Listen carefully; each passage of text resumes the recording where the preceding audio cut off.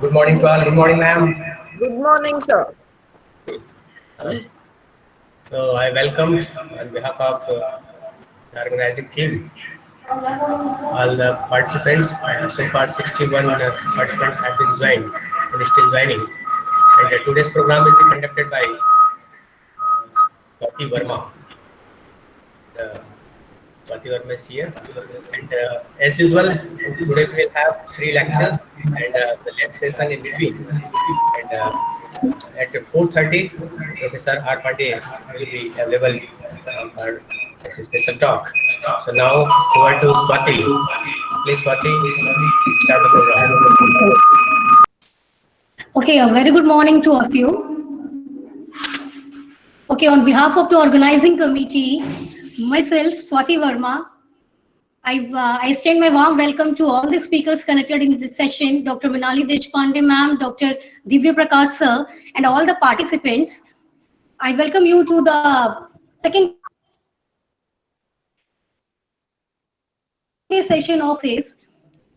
As our day one schedule, yesterday's schedule, today also we have 3 expert talks.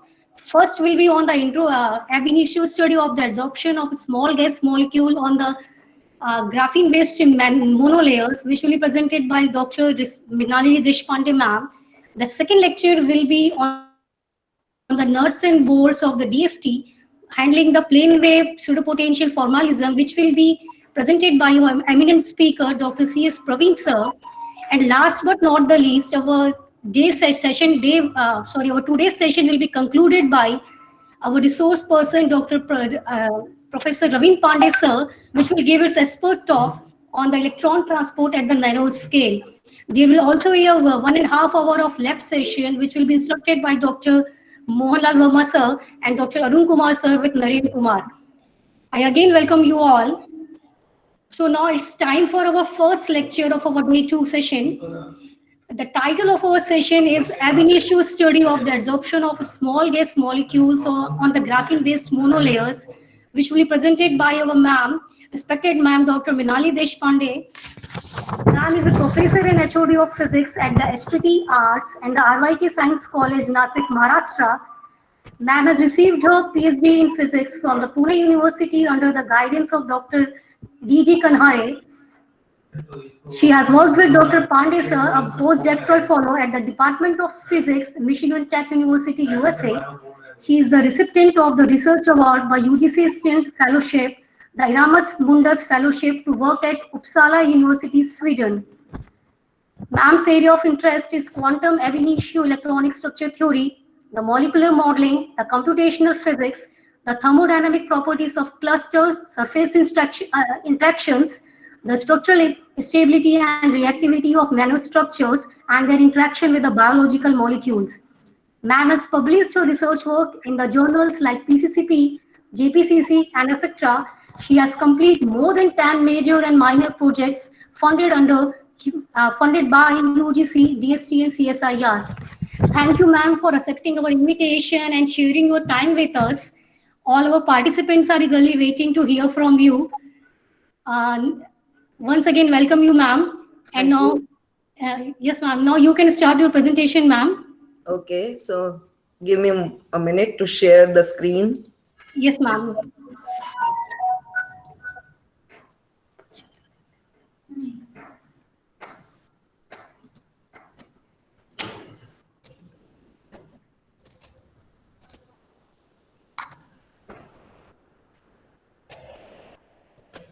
See, can you see all? Means the slide can be viewed by all the participants.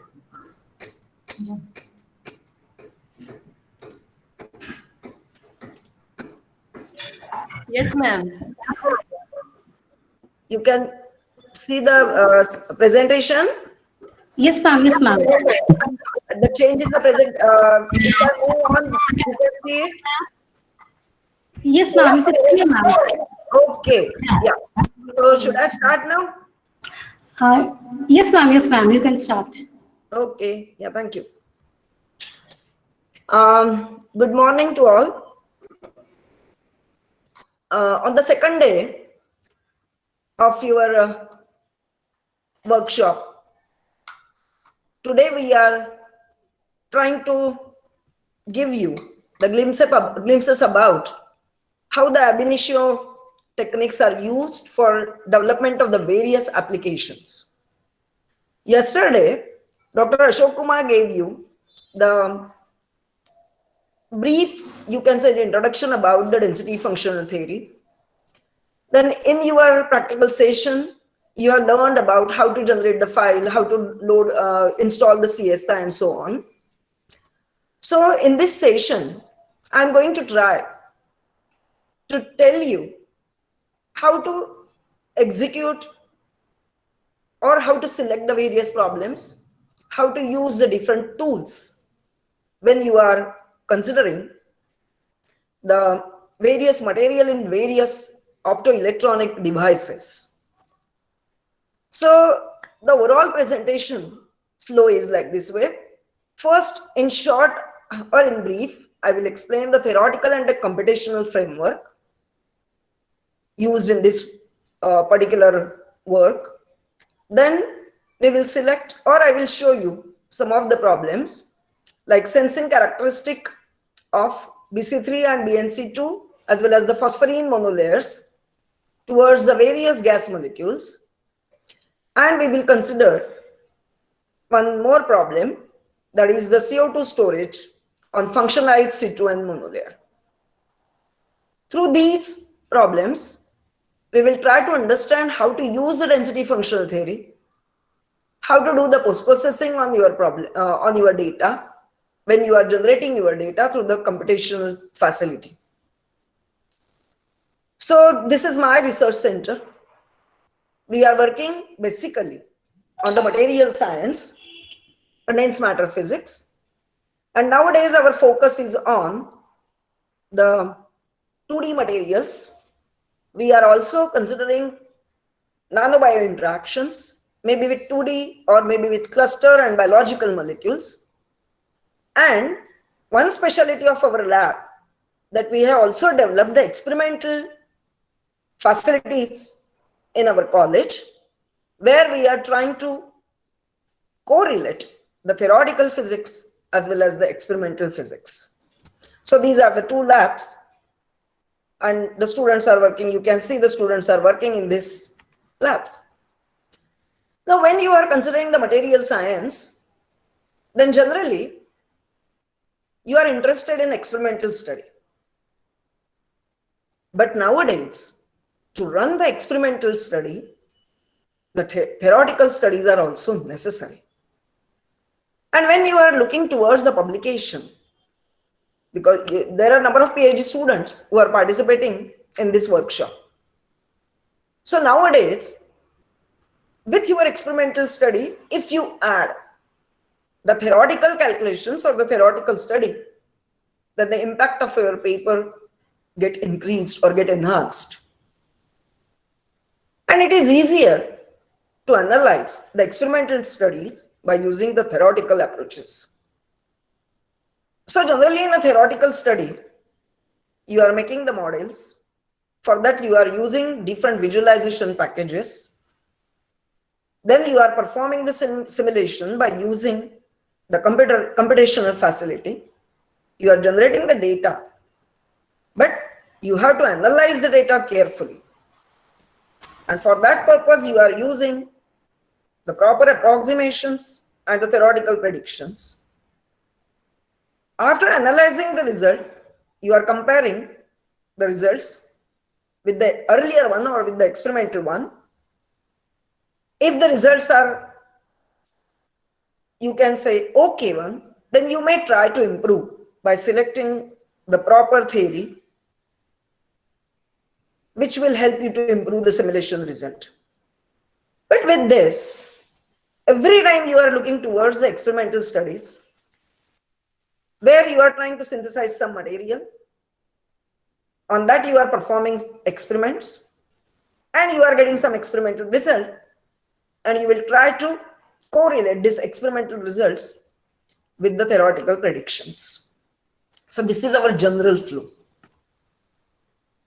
So when you are considering the density functional theory, yesterday you have you have some idea about the density functional theory, or you have already you are already using that density functional theory.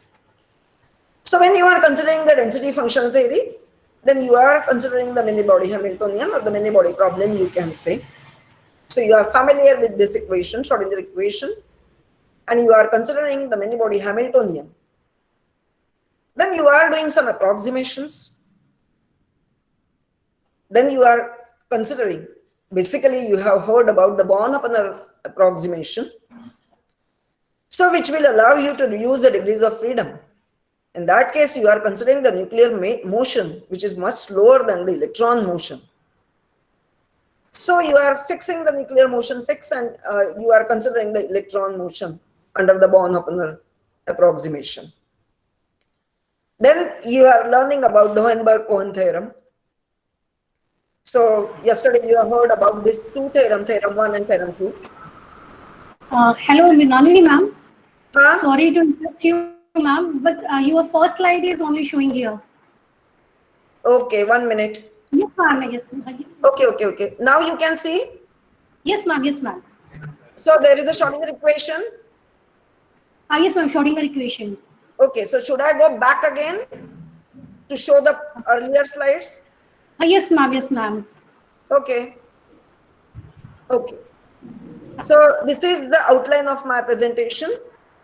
So I have initiated my presentation with the theoretical and the computational framework.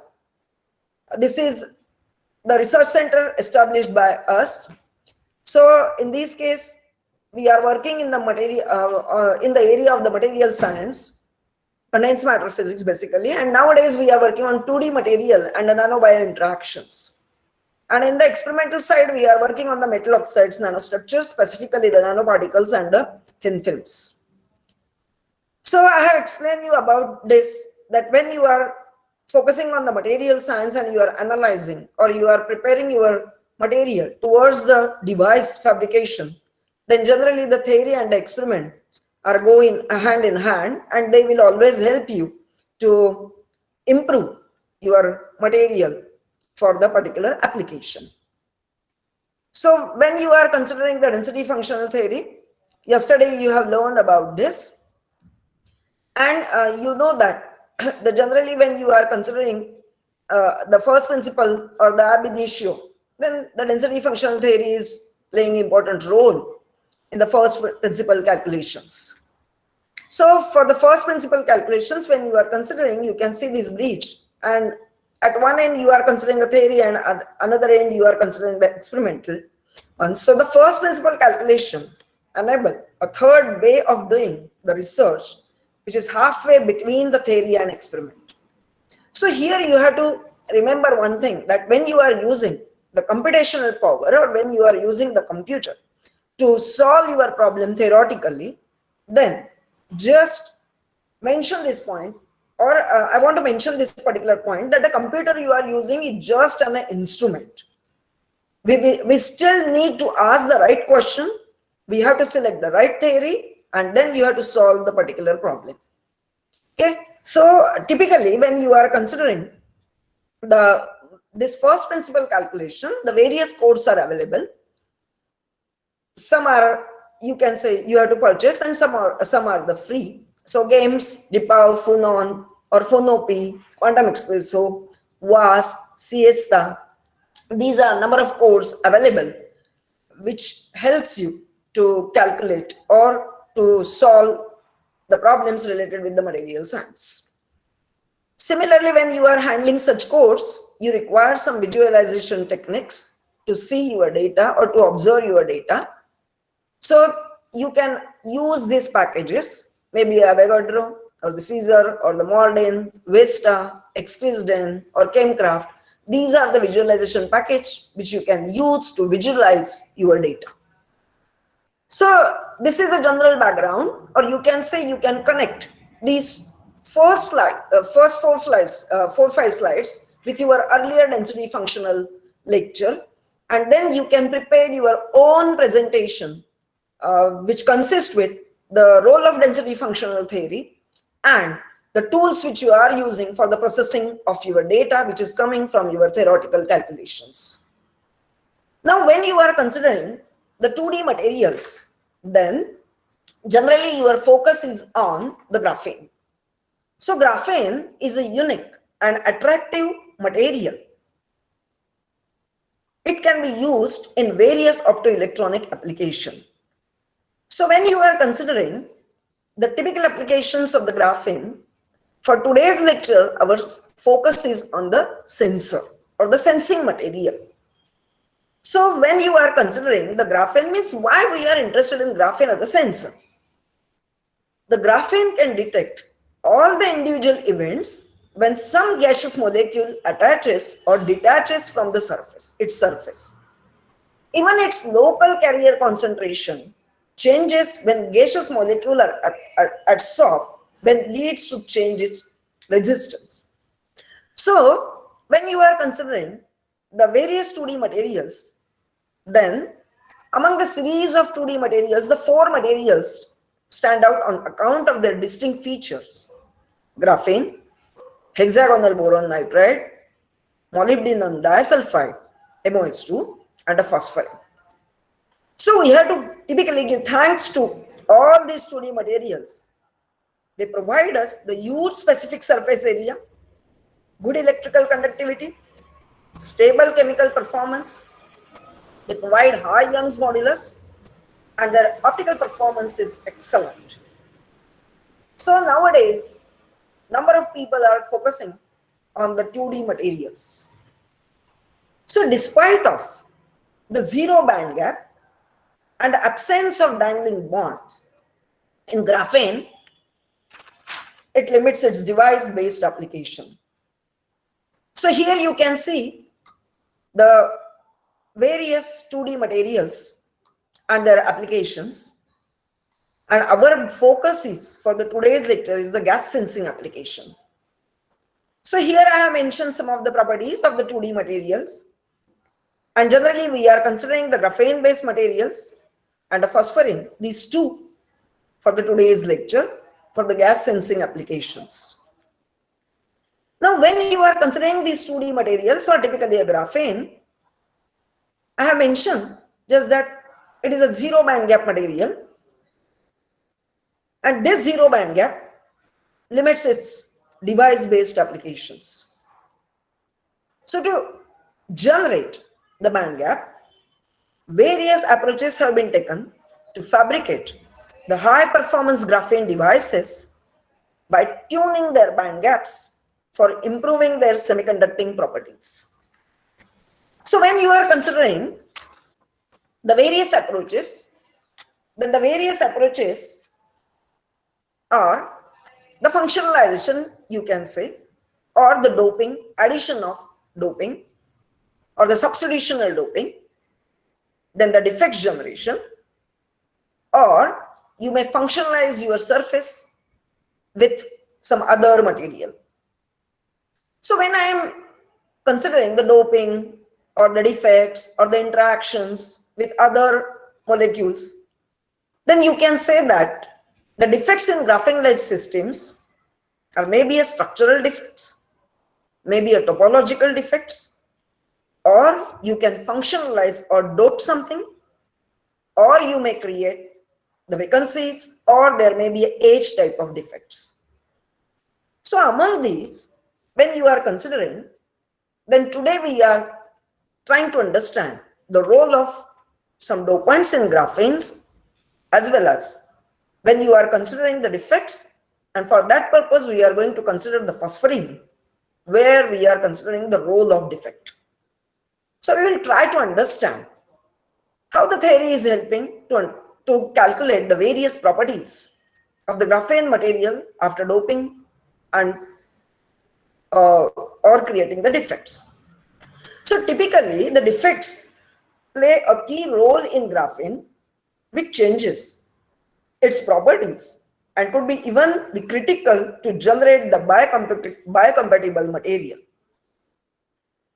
So here we are intent to provide some interesting results which could trigger you as well as the new science and technological development based on the boron doped graphene and the boron nitrogen co-doped graphene monolayer. So here I have shown you the dopant which you want to add in the graphene material. So our main aim is to engineer the graphene material for gas sensing and for energy storage application. And under this, we will try to understand the role of dopant as well as the defects in the doped graphene material. So when you are considering the boron and nitrogen in graphene, then typically if you are considering the boron and nitrogen, one is the electron rich and another one is the electron deficient in nature. The nitrogen is electron rich and the boron is deficient in nature. So as you dope this material in the graphene, then their nature significantly alters the electronic properties of the graphene. And there are the experimental evidences that the band gap get open with the doping of boron as well as the nitrogen in the graphene. So here you can see that the graphene is a zero band gap material. With the doping of the boron or nitrogen or both, you can see the opening of the band gap. So from the earlier result, we get that when you are considering boron substitutional doping in graphene, you can see the opening of the band gap. Similarly, in nitrogen, you can get the band gap above the Dirac cone. If you are considering the BN co-dopant in graphene, you will get a band gap opening and the band gap is equal to 0.024 eV. So this particular slide shows you that how the doping is playing important role in band gap tuning or band gap engineering. So typically when you are considering the boron and nitrogen as a dopant in graphene, then your focus may be on the hybrid material, or you can say the ternary combination, that is B, X, C, Y, and Z. So as you change X, Y, Z, you are getting the number of compositions of this hybrid material. So typically, suppose you are considering initially only BXCY and you are considering Z0. So there are different compositions of BXCY like B2C, B4C, B5C, BC2, BC3, BC4, and BC6, and so on. So among these configuration, it is seen that the BC3, or it is found that the BC3 is the most stable phase among these configuration.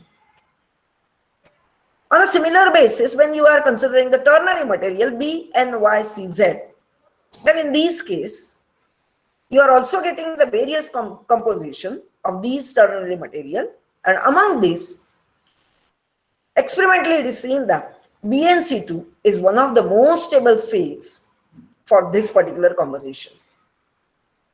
So for today's presentation, we have selected the two stable phases, BC3 and BNC2, to understand the role of the graphene-based material into the sensing application.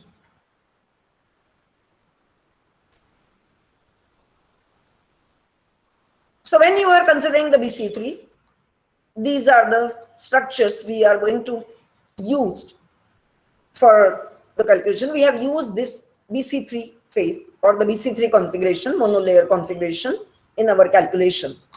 So here you can see the contour plots for the BC3 and BNC2.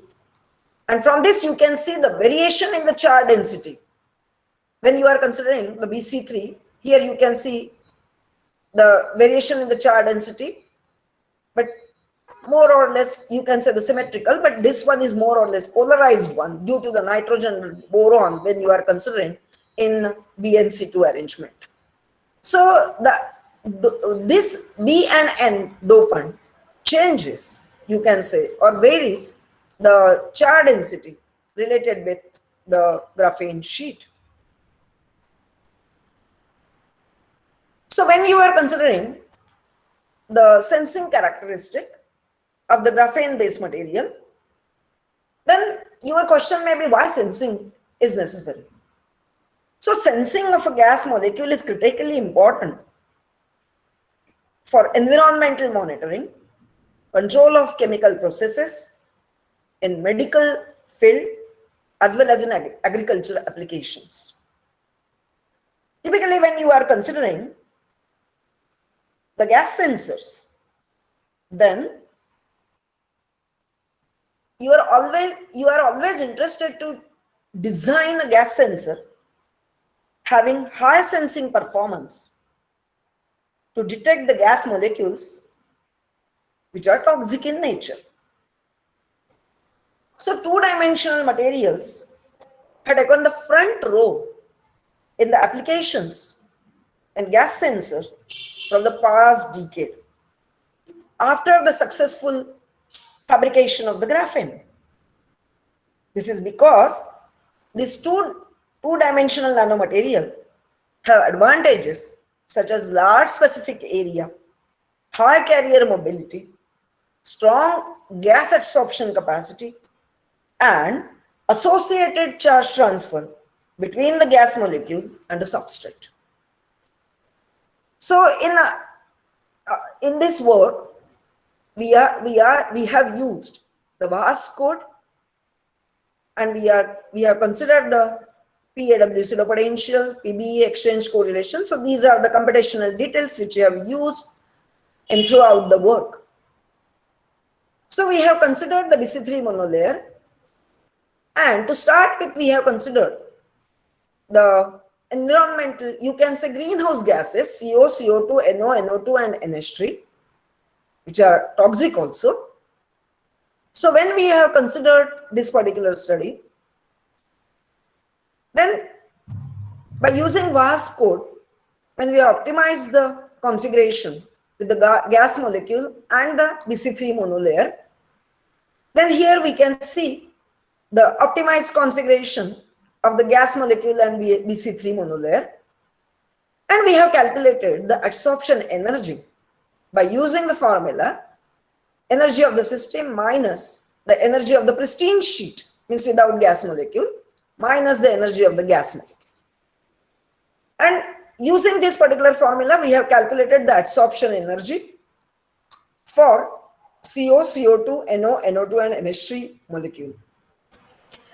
So this represents the absorption energy of the gas molecule on the BC3 monolayer.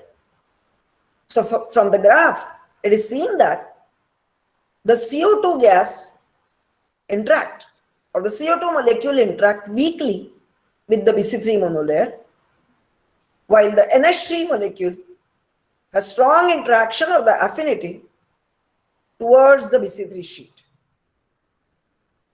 So here you will get a general trend that how the particular gas molecule interact with the BC3 monolayer by trying or by plotting the absorption energy behavior of these gas molecules with the BC3 monolayer.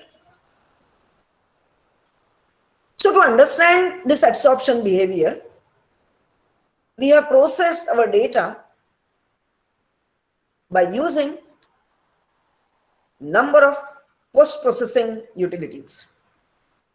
For example, we have calculated the Bader charge analysis, we have calculated the charge density, we have plotted the contour plots, we have calculated the difference charge density.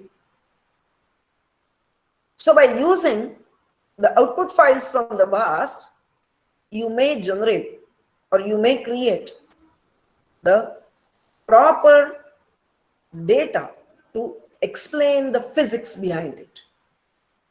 So when you are focusing on the charge density plot, this is a different charge density plot for CO2, NO, NO2, and NH3. Here you can see that there is no electron overlap between the CO2 molecule and BC3 system.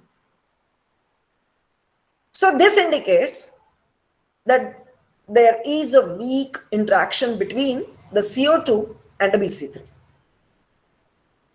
So by plotting the density of states, by plotting the difference charge density, and with the calculation of Bader charge analysis, you may calculate or you may explain the physics behind this system.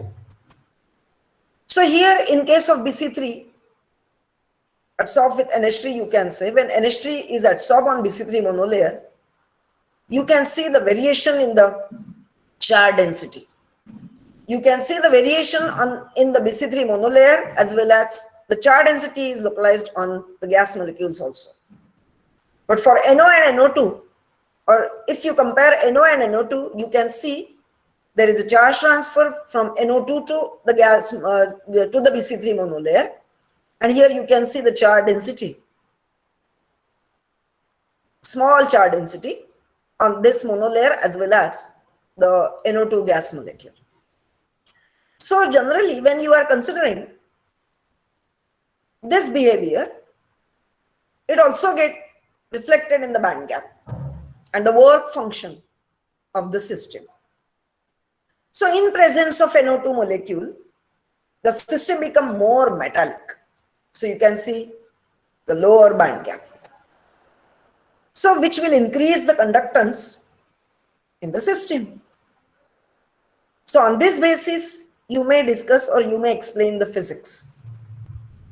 So when you are saying that there is an increase in conductance, or you are expecting that there is an increase in conductance, then you can correlate this change in conductance with the work function. So here you can see the work function of all this system. So for NO2, the work function decreases, and a further decrease is observed for NH3 gas molecule. So the lower value of the work function reflects the higher affinity of the BC3 sheet. So here you may correlate the difference charge density, Bader charge analysis with the variation in the band gap, variation in the work function. And from the density of states, you may calculate the degree of hybridization.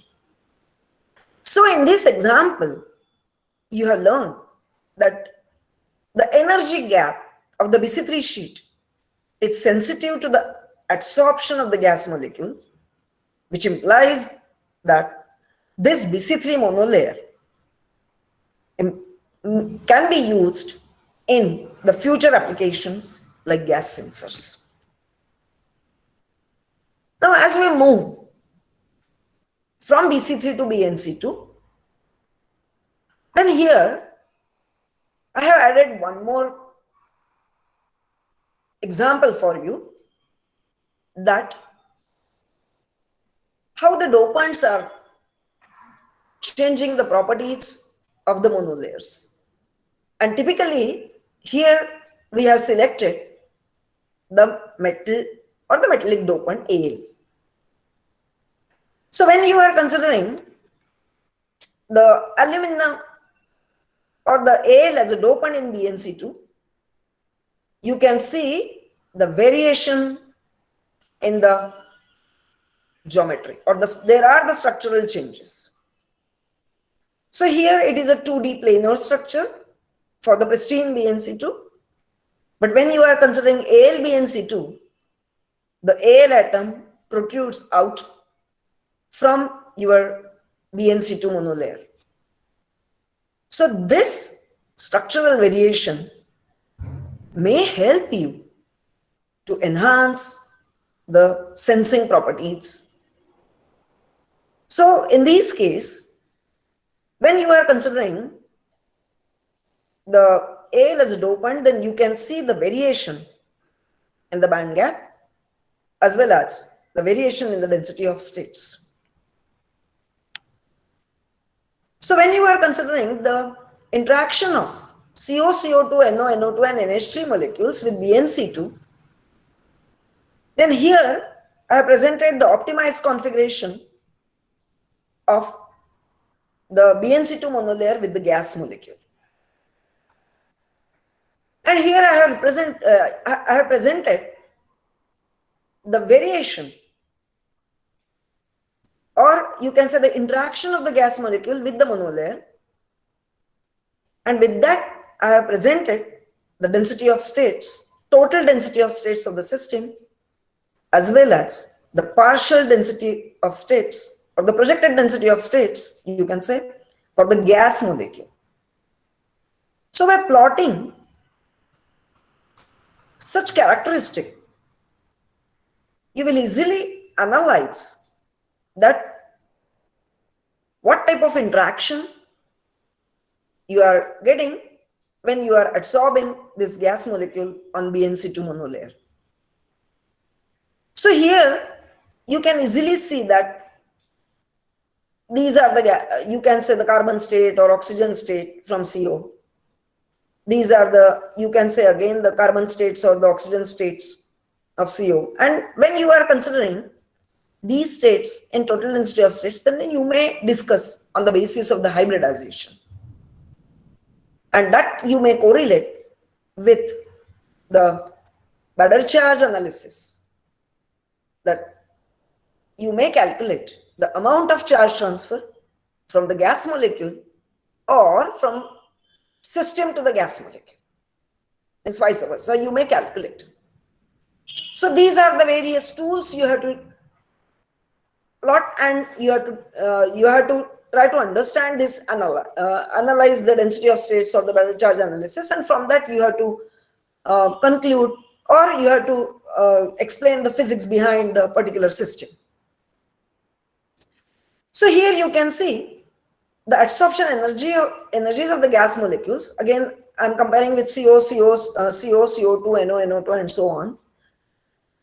I have picked up the data related to the graphene from the earlier paper, and we have plotted the adsorption behavior in terms of adsorption energy for all the gas molecules. So here you can observe that the role of dopants, and you may tune the sensing properties depending on what type of dopant you are adding. So here you can see that when you are considering a graphene in blue color, then for NO2, the graphene gives you high adsorption energy or shows the higher affinity. But when you are considering the boron dopant or the BC3 fields, then you can see the adsorption energy for CO as compared to the graphene increases or enhances.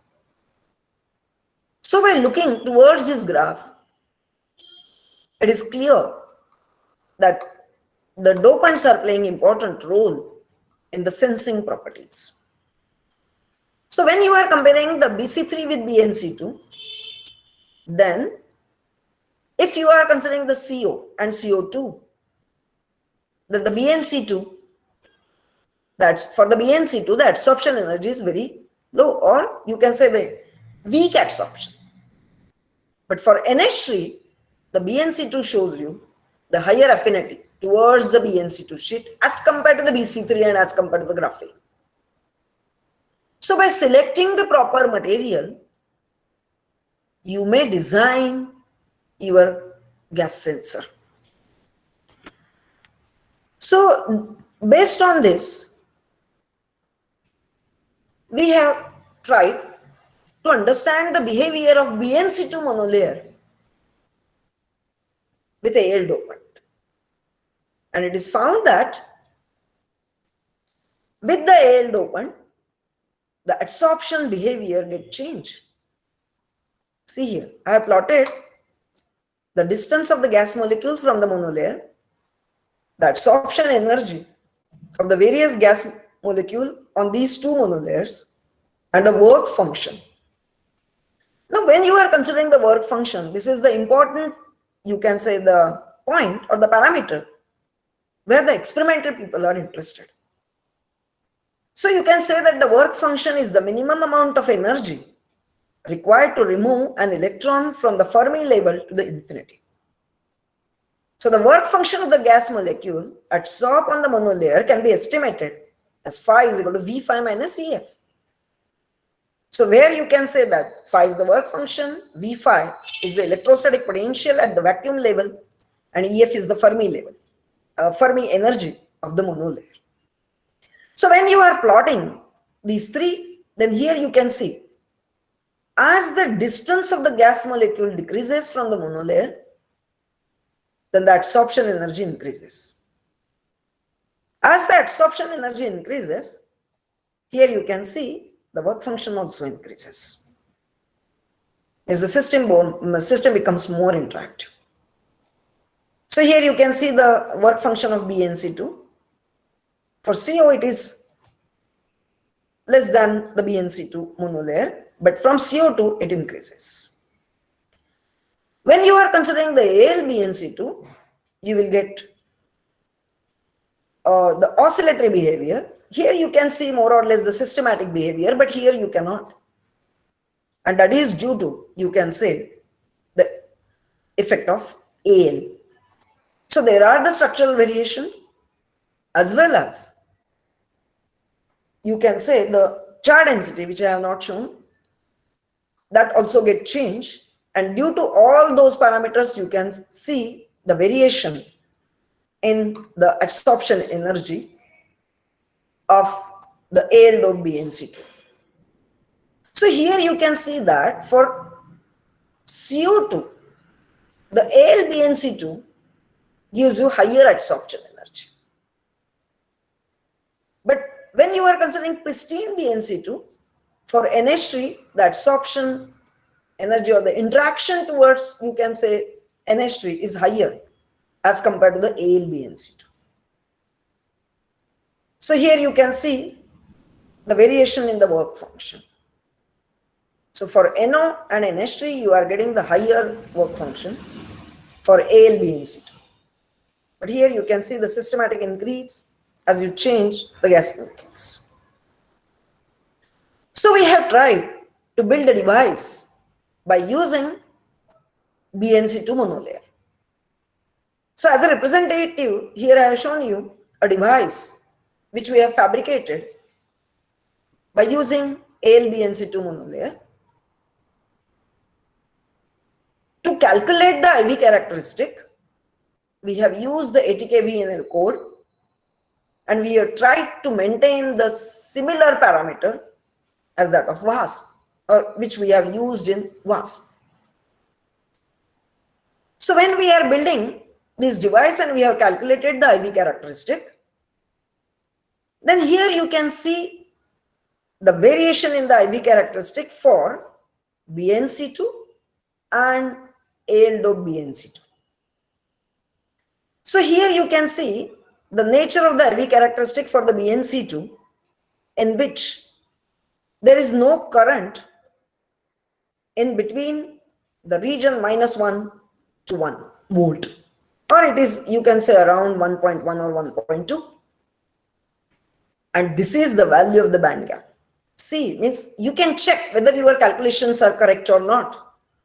So from the IV characteristic, if you compare your, means you will see there is no current within this range. And as you increase the voltage, then the current increases with the increase in voltage. But the rise is sudden.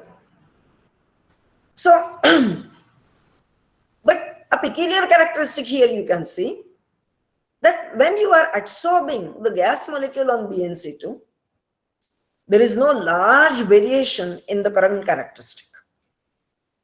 So this indicates that all these gas molecules interacts weakly with BnC2. So by using simple BnC2, if you fabricate the device, then the overall range of the current is 0.8 microampere. But if you build the device using AlBnC2, you can observe the large variations in the current. So for each gas molecule, the nature of the IV characteristic is different. So in presence of CO2 or NH3 gas molecule, the IV characteristic shows you the oscillatory behavior. So here there is a negative resistance path.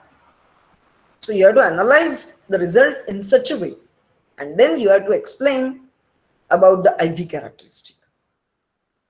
Now, if you compare the current range for these two, then for Al doped BnC2, you will get for NH3 gas molecule, or the after adsorption of the NH3 gas molecule, you are getting the current in terms of 3.68 microamp.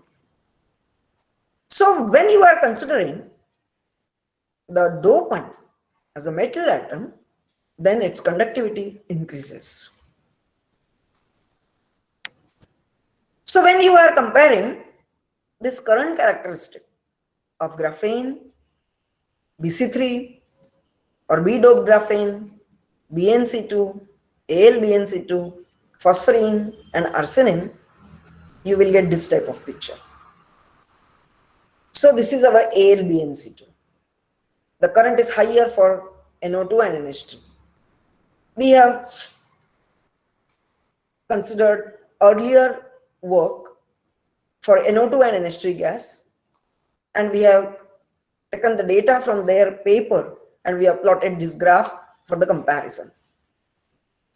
So for boron doped, you can see the current increases as compared to the graphene. For BnC2, when you are considering for NO2, it is slight, there is a slight increase in the current. But for AlBnC2, the current increases drastically.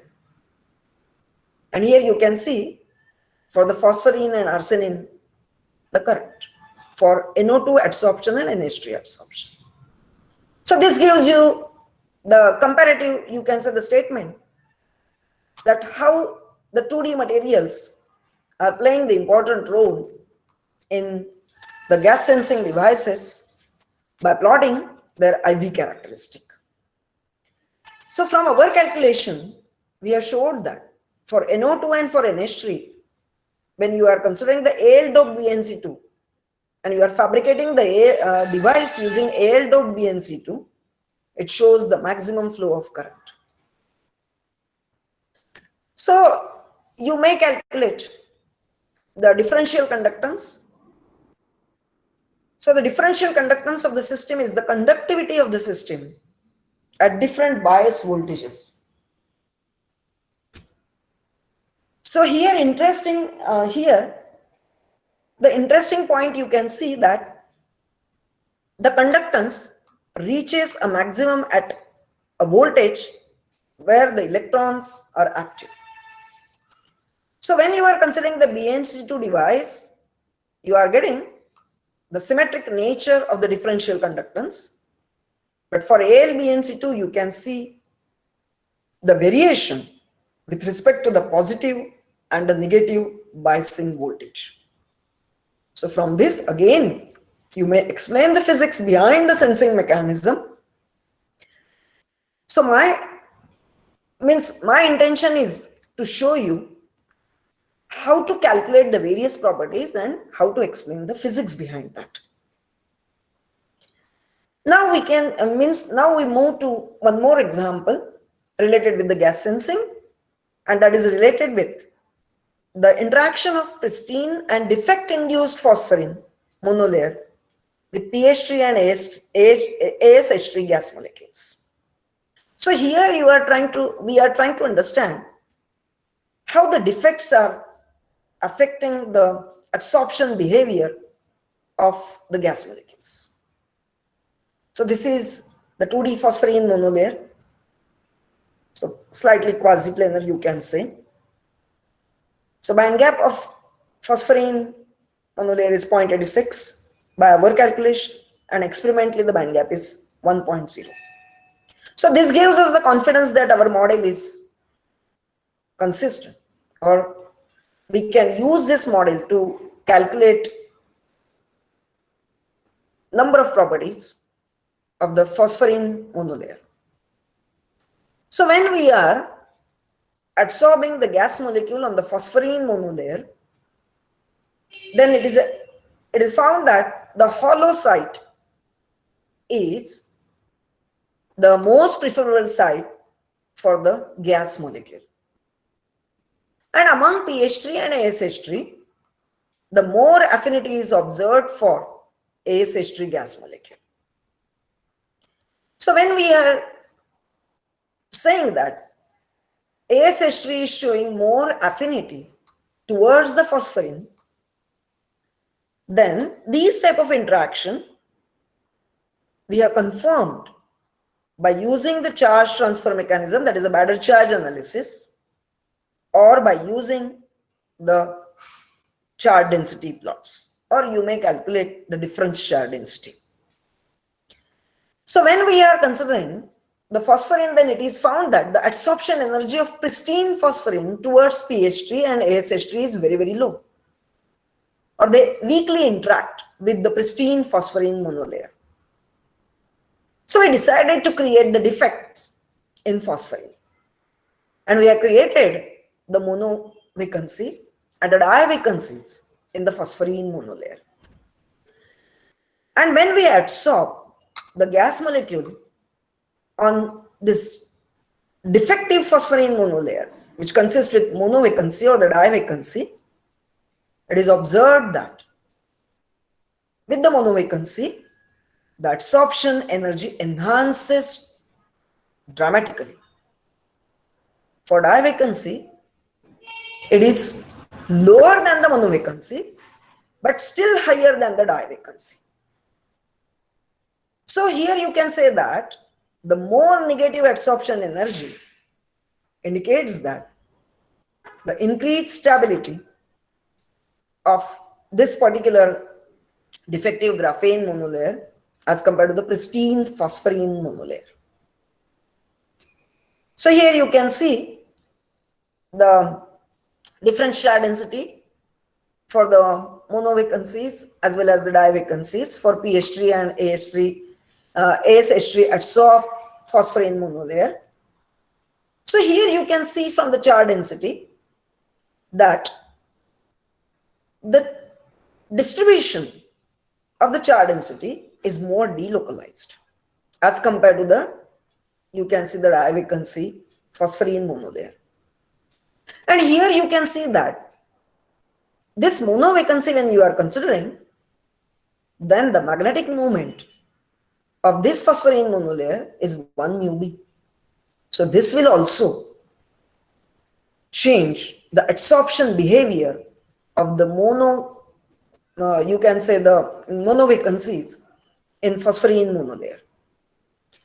So when you are considering the work function and the band gap, similar to our earlier work, then here you can see that the work function of the phosphorine sheet is 4.30 eV. As you adsorb the gas molecule, the work function decreases. But when you are considering the defects in the phosphorine monolayer, there is an enhancement in the work function. For MV, the work function is higher than the di vacancies. So here you can say that in presence of defects, the work function increases. And if you correlate the work function and the band gap, then here you can see that with the variation in the work function, you can see the variation in the band gap. So you can correlate these two parameters. So from this, you can easily understand that the defects can be used to tune the band gap and the work function of the particular material. And further, it can be tuned by using the various adsorption of various gas molecules on it. So here I have presented that if you are considering the pH3 on phosphorine, you can see the variation in the work function. ASH3 on phosphorine, you can see the variation in the work function. Similarly, you can see the variation in the band gap. So here, one thing you can observe that as you vary or as you adsorb the gas molecule, you can see the variation in the band gap. The band gap increases, means in presence of the gas molecule, the stability of the monovalent, you can say, monovacancy, and with divacancy phosphorine monolayer increases slightly. Okay, so here you can means you may learn that how the band gap and the work function can be correlated, and how to explain the physics behind that. One more property you may calculate to understand the adsorption behavior of the gas molecule. So here we have calculated the optical properties of the pristine sheet phosphorine monolayer as well as the defect-induced phosphorine monolayer. And here you may observe the variation in the optical spectra. So if you are considering the pristine sheet, then in presence of the gas molecule, you can see very little influence on your optical spectra, on the generated optical spectra for the Bayer system. So this indicates that there is a weak interaction between the gas molecule and the pristine phosphorine monolayer. But after introducing the vacancies and the adsorption of the gas molecule on the phosphorine sheet, here you can see that the variation in the optical spectra. The small shift in the absorption age is observed to a higher energy range compared with the Bayer system. And this observation is consistent with the increase in the band gap. So here you are correlating the variation in the band gap with the variation in the optical properties. So from the optical properties, further you may calculate the dielectric constant.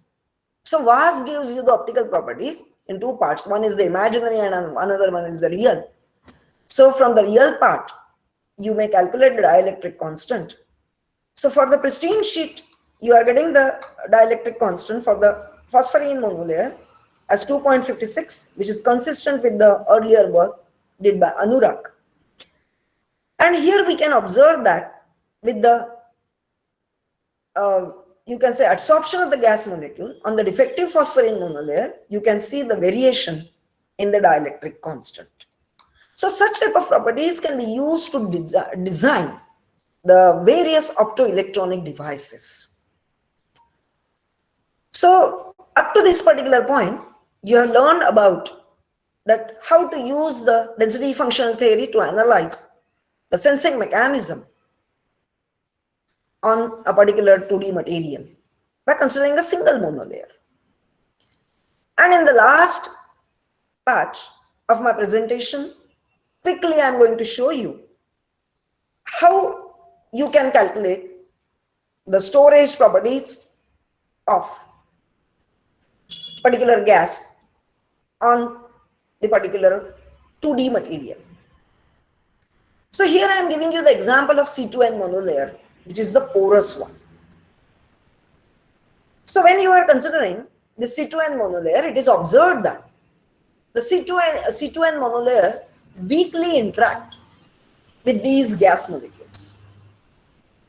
So based on all earlier works related with the cluster and the 2D layer interaction, we decided to understand how the metal clusters are affecting the adsorption behavior of the gas molecule on a particular monolayer, and can we use the metal clusters which we are adsorbing on monolayer for the storage properties of the gas.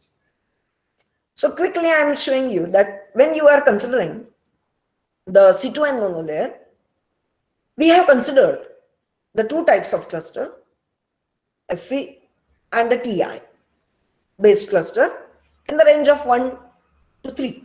Means we have considered single atom, dimer of SC or TI, and a trimer of SC or TI. And we have adsorbed this cluster first. We have studied the interaction of these clusters with the C2N monolayer. And then we have considered the study with the CO2 interaction of these systems. So on the basis of the electronic properties calculation, it is found that the metal cluster transforms the semiconducting properties of C2N monolayer to metallic one.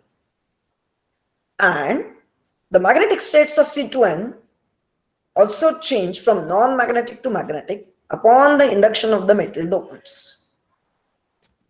So here you can see the adsorption of CO2 on the TM3 at C2N monolayer.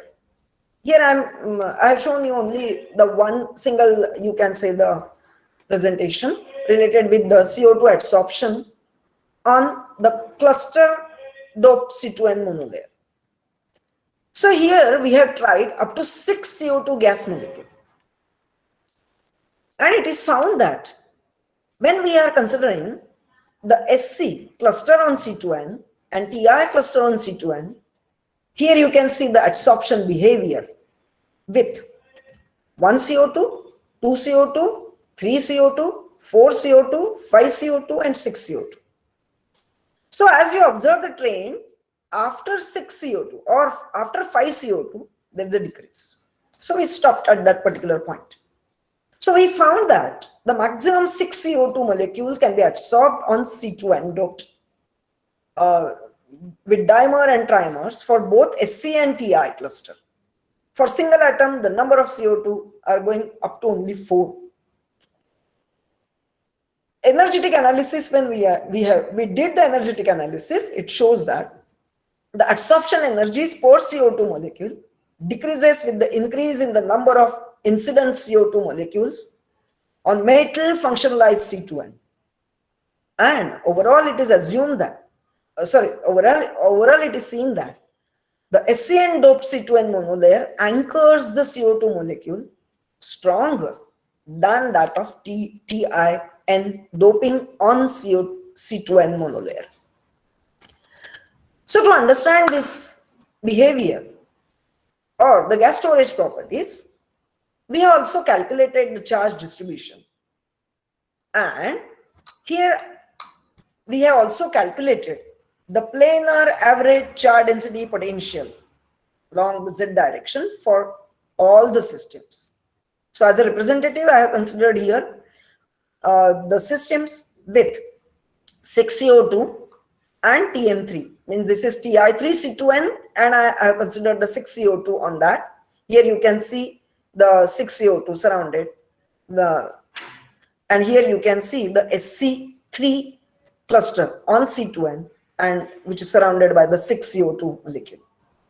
So typically this particular graph means when you are calculating the planar average charge density potential along Z direction, it shows you the charge accumulation and the negative values.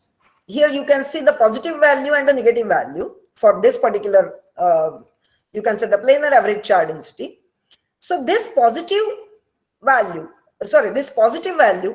indicates the charge accumulation and the negative value indicates the charge depletion. And from that also you may calculate that how the charge get transferred from the particular cluster to the system or from system to the cluster. So here you can see the charge is on, when you are considering this, then the charge get depleted on this particular cluster. And here you can see that there are the variation in case of the SC. So overall, when we are considering the van der Waals induced DFT calculation, then we can see that the C2N is not interacting with CO2 molecule. The adsorption energy is very, very low. To enhance the binding mechanism, we have doped monomers, dimers and trimers of SC and TI metals in C2N. Then it is observed that the electronic charge transfer via TI3 to C2N monolayer is lower as compared to that of SC3 and C2N. And this changed the interaction of CO2 with the C2N. So we can see that the interaction of CO2 with SC induces not only the charge distribution on the 3 SC atoms, but also on the monolayer of C2N. So overall, this particular calculations showed us that the CO2 molecules strongly interact with the C2N monolayer in presence of SCN as compared to the TIN.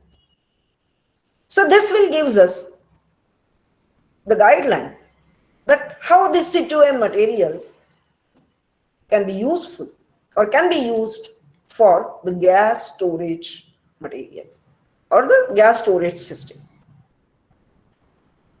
So at the end, when we are considering the three different, you can say, the problems related with BC3, BNC2, a phosphorine, as well as C2N, then I have tried to give you the examples that how to run your calculations by using the density functional theory, how to calculate the various properties when you are generating the data, and how to explain the physics behind that. And you have learned that how the dopants or the defects are playing important role in the gas sensing mechanism of these two materials. So at the end of my presentation, I would like to acknowledge my three gurus, my PhD guru, Professor Kanere sir, my postdoc teacher and guru, Dr. Pandey, and Dr. Ahuja from the Uppsala University. We are also working with the Pune University with Dr. Vaishali Shah. We have used the ATK VNL tool from his lab and we have calculated the IV characteristic for BNC2 monolayer. We are also working with Tanveer by focusing the storage properties of different monolayer towards the various gas molecules. I would like to thank my college principal who always support me to run the research activities. Today I have presented the work did by Mansi Mahabal. She has already submitted her PhD thesis. And the patch related with C2N monolayer is did by Swapnil Deshpande. So these are my current research student. So I would like to thank the organizing committee of this FDP program, and my special thanks to Dr. Verma and Dr. Rao for giving me the opportunity to present our work in your workshop. Thank you very much.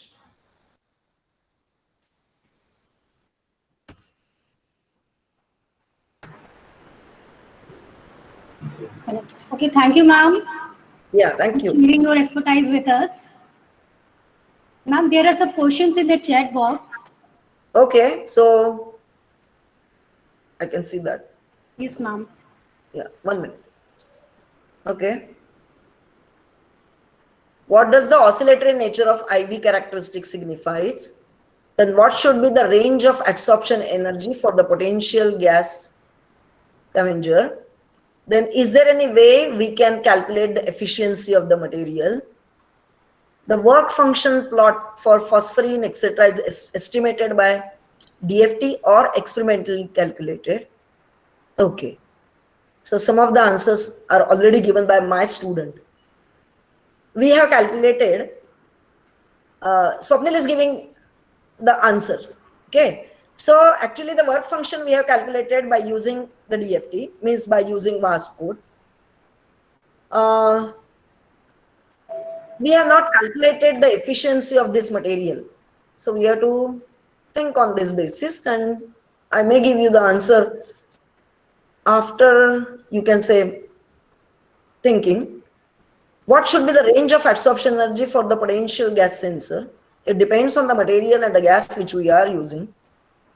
The oscillatory behavior, when you are considering for the IV characteristic, it signifies that at that particular voltage, there is a charge transfer from the gas molecule to the system or from the system to the gas molecule. And at that point, the nature of the, you can say, the current characteristic get changed. So the oscillatory nature indicate, IV characteristic signifies that you may develop the sensor by using this particular material for this particular voltage. Okay. Then H2 molecule storage. Ma'am, can we use the same technique for H2 trapping? Yeah, sure. Okay. Yeah. So I think all the questions are over, but if you have any problem, you may write a mail to me. I will try to give you the answer, or I will try, means I am always ready to help you. Yeah, thank you. Ma'am, Yeah, I also have one question. Recently, we are working on an SNS2 sheet, Okay. and when we are doping the platinum atom, Hmm. and while optimizing, the sheet got distorted and some bonds got broke. Okay. So, what will be the reason, or how That we can indicates correct that you have to re-optimize the lattice parameter of your monolayer. Okay. Means if you are running through VAS, check whether there is a strain on your monolayer. If there is a large strain, means the lattice parameter are not correct one. So you have to optimize that. So first optimize your lattice parameter, optimize your K point, and optimize your energy cutoff. And after that, you may add the gas molecule, or you may add the dopant on that particular material. Ma'am, is there technique to choose the distance at which we have to place the molecule on the sheet? Means, Yeah, you can use a Chemcraft to design the system. You may select the distance by using the Chemcraft and so on. Chemcraft is the best software. okay, yes, ma'am. Using that, you may design your model. Okay, okay. Thank you, ma'am. Yeah, Okay, thank you, ma'am. thank you. And would like to add for participants that ma'am has visited our institute, and from our first workshop in year 2012, ma'am is constantly guiding us and being our resource person. So thank you, ma'am, once Thank you. again on behalf of organizing committee. It's my pleasure. Always. Yes, ma'am. Yeah. Thank you, ma'am. Thank you.